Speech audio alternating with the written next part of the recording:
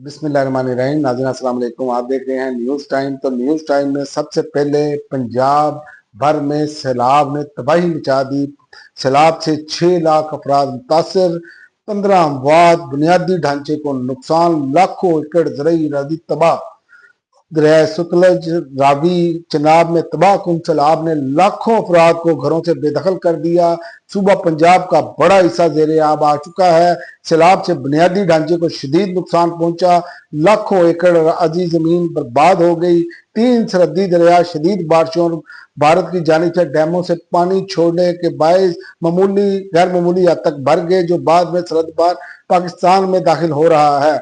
और इसके अलावा अलीमा खान का बाउंसर स्टैब्लिशमेंट पर सख्त सवालात की बौछार। पाकिस्तान की सियासत में एक बार फिर बड़ा बाउंसर आया है और बाउंसर मारा है इमरान खान की बहन अलीमा खान ने। उनका कहना था कि स्टैब्लिशमेंट में इतनी जुरत नहीं है कि वो बराह रास्त इमरान खान से मुलाकात करे।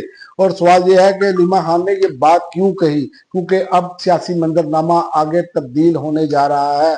और इसके अलावा जो सैलाब की सूरत हाल है, इसमें एक रिपोर्ट आई है। रिपोर्ट में ये कहा गया है कि पंजाब में सैलाब से तबाही की जिम्मेदार हुकूमत है।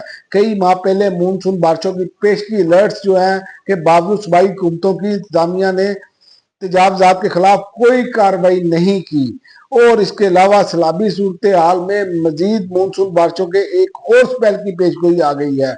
मुल्क में सैलाबी सूरत हाल के दौरान नए स्पेल की जो पेशगोई आई है, तफसीलात के मुताबिक सूबाई की मैनेजमेंट अथॉरिटी जो है पीडीएम में जो है पंजाब, उन्होंने कल से सूबे में मानसून का 9वां स्पेल शुरू होने की पेशगोई की है। और बारिशों के बायस दरियाओं और नदी नालों में तुगयानी का अलर्ट भी जारी कर दिया है।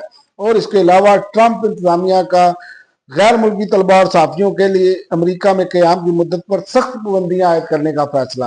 गैर मुल्की तलबा को अमेरिका में स्टूडेंट वीजे पर 4 साल से ज्यादा क़याम की इजाजत नहीं